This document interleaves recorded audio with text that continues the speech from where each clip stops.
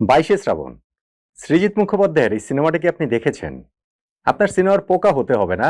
মোটামুটি যদি সিনেমা দেখেন তাহলেই এই বিখ্যাত সিনেমাটি আপনার দেখার কথা। সেইখানটাতে প্রসেনজিৎ চট্টোপাধ্যায়ের লিপে একটা বিখ্যাত ডায়লগ রয়েছে যেখানে তিনি বলছেন, জীবনে ভাত ডাল ও বিরিয়ানির তফাৎটা বুঝতে শেখো। প্রথমটা নেসেসিটি, পরেরটা লাক্সারি।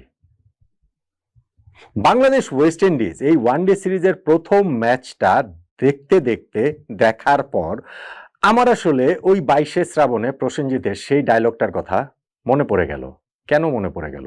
আমার মনে হচ্ছে এই যে মিরপুরের উইকেটে আমরা খেলি, এই যে মোটামুটি ওয়ানডের সঙ্গে বেমানান উইকেটে আমরা খেলি, আমরা যে মিরপুরের ধান খেতে উইকেটে খেলি, কিন্তু ওইখানে খেলে যে আমরা জয়টা পাই, ওইটা হচ্ছে গিয়ে আমাদের নেসেসিটি, ওইটা হচ্ছে গিয়ে আমাদের ভাত ডাল, ওইটা হচ্ছে গিয়ে আমাদের প্রয়োজনীয়তা নিত্যদিনের।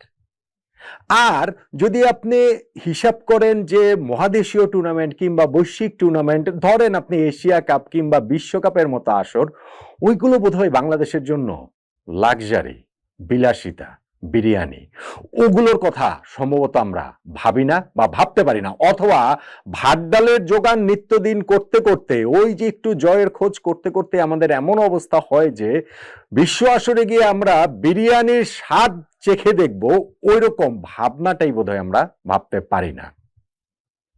দেখুন, আমার কথাটা আপনাদের ক্লিয়ারলি বোঝার কথা। মিরপুরের উইকেট নিয়ে তো বরাবরই অনেক কথাবার্তা হয়, এইবারেরটা ছিল একটু প্রেক্ষাপট ভিন্ন অনেকগুলো কারণে। নাম্বার ওয়ান, মিরপুরের উইকেটের রং বদলেছে। দীর্ঘদিন ধরে যেই মিরপুরের উইকেটটা ব্রাউনিশ ছিল, বাদামি ছিল, সেই উইকেটটা কালো রঙের হয়ে গিয়েছে। সেইটাতে অনেকের বিস্ময় থাকলেও আসলে মিরপুরের উইকেট শুরুর দিকে এরকম কালো মাটিরই ছিল। যাই হোক, তারপরে এই পরিবর্তনটা হয়েছে। নাম্বার টু, মিরপুরের উইকেটের কুখ্যাত যে কিউরেটর গামিনী ডি সিলভা, তিনি আর নেই।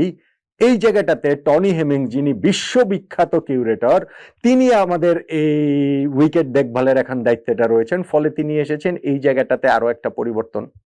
ধরেন নাম্বার থ্রি যদি আমি বলি, নাজমুল হাসান পাপন ভাইয়ের জায়গায় আমিনুল ইসলাম বুলবুল ভাই বাংলাদেশ ক্রিকেট বোর্ডের প্রেসিডেন্ট হয়েছেন। হ্যাঁ, মাঝখান দিয়ে ফারুক আহমেদ প্রেসিডেন্ট ছিলেন, কিন্তু ওইটাকে আমি একটু বাদ দিয়ে দিচ্ছি। কিসের কারণে? ওয়ানডে ম্যাচের হিসাব যদি আপনি ধরেন, তাহলে বাংলাদেশ এই মিরপুরে ওয়ানডে কিন্তু খেললাম আমরা 2 বছর পর। সেই যে 2023 সালে বিশ্বকাপ খেলতে যাওয়ার আগে আগে নিউজিল্যান্ডের বিপক্ষে সিরিজটা আমরা খেলেছিলাম সেপ্টেম্বর মাসে, তারপরে গিয়ে 2023-এর সেপ্টেম্বরের পর এই 2025-এর অক্টোবর মাসে এসে মিরপুরে আবার আমরা একটা ওয়ানডে সিরিজ খেলছি। ফলে ওই সিরিজটার ওই সময় পর্যন্ত তো ক্রিকেট বোর্ডে পাবন বেরিয়েছিলেন, সেই কারণে আমি এটা বলছি। এখন তিনটা চেঞ্জের কথা বলছি। মিরপুরের উইকেটের রং বাদামি থেকে কালো হয়েছে, number one. Number two, curator Gamini de সিলভার জায়গায় টনি হেমিংস দায়িত্বে রয়েছেন, এবং number three, cricket board president Nazmul Hasan Papon ভাইয়ের জায়গায় আমিনুল ইসলাম বুলবুল ভাই দায়িত্বেরা রয়েছেন। চেঞ্জ কি কিছু হলো? মিরপুরের ধান ক্ষেত কি আসলে অন্য কোনো কিছু আমাদেরকে উপহার দিতে পারলো ওয়েস্ট ইন্ডিজের বিপক্ষে এই প্রথম ওয়ানডে ম্যাচটায়? আমরাই কি বা অন্য কিছু হলে কি হতো, ভালো হতো, বা আমরা ভবিষ্যতের কথা ভেবে আমরা এখানে স্পোর্টিং উইকেটে খেলি, ওইরকম ভাবনাটাও কি আসলে আমরা ভাবতে পেরেছি? দেখুন, মিরপুরের এই কালো উইকেটে ফেরত আসার পরেও এটা স্পষ্টতই বোঝা যাচ্ছিল যে ব্যাটসম্যানদের জন্য এখানে স্ট্রাগল করতে হবে। প্রথমত, টনি হেমিংস তিনি কোনো জাদুকর নন যে উইকেটের ক্যারেক্টার রাতারাতি তিনি পাল্টে ফেলবেন। মাত্র কয়েক মাস হচ্ছে কি তিনি দায়িত্বটা পেয়েছেন, এবং এই কুখ্যাত গামিনী ডি সিলভার কাছ থেকে দায়িত্বটা তিনি নিয়েছেন। ফলে এই উইকেটের ক্যারেক্টার চেঞ্জ করাটা এত সহজ ব্যাপার নয়। আমরা একটা বিগ অপরচুনিটি সত্যিকার অর্থে মিস করেছি, যে 2020-21-এর দিকে যখন করোনা হয়েছিল, একটা দীর্ঘ সময় খেলাটা বন্ধ ছিল, ওই সময়টাতে যদি এই পুরা কি বলা ছিল উইকেট খুঁড়ে টুরে নতুন করে তৈরি করা যেত, তাহলে একটা ব্যাপার ছিল। নইলে মিরপুরে এত খেলা হয়, আর এই উইকেটটা একেবারে খুঁড়ে নতুন করে তৈরি করা ছাড়া একে স্পোর্টিং উইকেট বানানোটা কঠিন বলেই আমার কাছে আসলে মনে হয়। তারপরে টনি হেমিংস যখন দায়িত্বে আছেন, তখন এক ধরনের একটা প্রত্যাশার জায়গাটা ছিল। সেই প্রত্যাশা, মানে আমি স্পোর্টিং উইকেটের প্রত্যাশার কথা বলছি, বাংলাদেশের জয়ের প্রত্যাশাটা এক পাশে সরিয়ে রাখুন, স্পোর্টিং উইকেট মিরপুরে হবে, সেই প্রত্যাশার জায়গা কি পূরণ হয়েছে? হয়নি তো। ওয়েস্ট ইন্ডিজের এইখানটাতে তারা যখন প্রথমে বাংলাদেশ ব্যাটিং করে 207 রান করলো, ভাই জয়ের জন্য সেইটাই যথেষ্ট মনে হয়েছিল। সেইটাও তাদের ওপেনিং পার্টনারশিপে ক্যারিবিয়ানরা যতই 51 রান তুলে ফেলুক না কেন, ওই 207 রান তারা করে তারা জিততে পারবে না। আপনি দেখেন, এই উইকেটে আমাদের লেগ স্পিনার রিশাদ হোসেন, তিনি তার প্রথম যে 7টা ওভারের যে স্পেলটা করেছেন সেইখানে 25 রান দিয়ে 5 উইকেট পেয়েছেন। ওয়েস্ট ইন্ডিজের প্রথম 5 উইকেটের 5টাই তিনি তুলে নিয়েছেন এবং এটা হচ্ছে গিয়ে ওই জেফ্রি ভ্যান্ডার্সের পর হচ্ছে গিয়ে দ্বিতীয় লেগ স্পিনার হিসেবে প্রতিপক্ষের প্রথম 5 উইকেটের 5টাই ঋষাদ তুলে নিয়েছেন। ঋষাদ যে আবার লাস্ট উইকেটটাও তিনি তুলে নিয়েছেন, তাতে তার 6 উইকেট হয়ে গিয়েছে 35 রানে। বাংলাদেশের বোলারদের মধ্যে ওয়ানডেতে সবচেয়ে ভালো বোলিং ফিগারের লিস্টে ঋষাদের নামটা এখন 3 নম্বরে রয়েছে। সবচেয়ে উপরে এখনো মাশরাফি বিন মুর্তজা, যিনি কেনিয়ার বিপক্ষে 26 রানে 6 উইকেট নিয়েছিলেন 2006 সালে। তারপরে ওইখানটাতে হচ্ছে গিয়ে রুবেল হোসেনেরও 26 রানে 6 উইকেট, কিন্তু তিনি 5.5 ওভার বোলিং করে সেটা নিয়েছিলেন, তিনি 2 নম্বরে। তারপরে রয়েছেন আমাদের এই ঋষাদের এই বোলিং ফিগার 43 রানে 6 উইকেট। মুস্তাফিজুর রহমান রয়েছে ভারতের বিপক্ষে, এরপরে মুস্তাফিজ রয়েছেন। ফলে ঋষাদের ক্যারিয়ার সেরা বোলিং বুঝতেই পারছেন। ওয়ানডে ফরম্যাটে প্রথম 5 সেটাকে 6 মানে 6 নিয়ে গিয়েছেন, যে 6 উইকেট তিনি নিয়েছেন এবং বাংলাদেশের ক্রিকেট ইতিহাসে ওয়ানডেতে তৃতীয় সেরা বোলিং তিনি করেছেন। কিন্তু সেইখানটাতে উইকেটের তো ব্যাপক সহায়তা ছিল, বল তো সেইখানে সাপের মতো ছোবল মেরেছে, যেইভাবে বল টার্ন করেছে সেইটা আসলে অবিশ্বাস্য। এবং এত কুইক টার্ন যে ব্যাটসম্যানদের পক্ষে সেটি অ্যাডজাস্ট করা সম্ভব হয়নি, ওইটা আমরা দেখতে পেয়েছি। শুধুমাত্র ঋষাদ যে সফল হয়েছেন তা না, আমাদের অন্যান্য স্পিনারদের ক্ষেত্রে যদি ধরেন যে মেহেদী হাসান মিরাজ, তিনি যে খুব ভালো ফর্মে রয়েছেন তা না, কিন্তু 10 ওভার বোলিং করে তিনি মাত্র 16টা রান দিয়েছেন তিনি, এবং ওই জায়গাটাতে একটা উইকেট পেল, মাত্র 16 রান দিয়েছেন তিনি 10 ওভার বোলিং করে। তানভীরও একটা গুরুত্বপূর্ণ উইকেট পেয়েছেন, যদিও 10 ওভারে তিনি 46 রান, রানটা একটু বেশি হয়তো দিয়ে দিয়েছেন। মুস্তাফিজুর রহমান, যাকে আসলে আপনি স্পিনার সেমি স্পিনারই ধরতে পারেন এই ধরনের উইকেটে, যেখানে বল গ্রিপ করে এবং উইকেটে এরকম টার্ন রয়েছে, সেই জায়গাটাতে মুস্তাফিজ কিরকম কার্যকর হন সেটা তো আমরা আসলে জানি, সেটা তো আমরা সবাই জানি। এবং মুস্তাফিজ এইখানটাতেও যে 5 ওভার বোলিং তাকে করতে হয়েছে, সেইখানটাতে 16 রান দিয়েও তিনি 2টা উইকেট নিয়েছেন। বাংলাদেশের আরেকজন যিনি পেসার তাসকিন আহমেদ, তিনি 2 ওভার মাত্র বোলিং করেছেন এবং তাতে 10 রান দিয়েছেন, কোনো উইকেট পাননি। 2 ওভার বেশি বোলিং করানোর তাকে প্রয়োজন পড়েনি। ইনফ্যাক্ট সাইফ হাসান, যিনি অকেশনাল স্পিনার, পার্ট টাইমার, তাকে দিয়েও 3 ওভার বোলিং করানো হয়েছে। ফলে বেসিক্যালি এখানে স্পিনার দিয়ে আমরা বোলিং করিয়েছি। মুস্তাফিজকেও আমি যেটা বললাম, হাফ স্পিনার না, সেমি স্পিনারই আপনি আসলে ধরতে পারেন।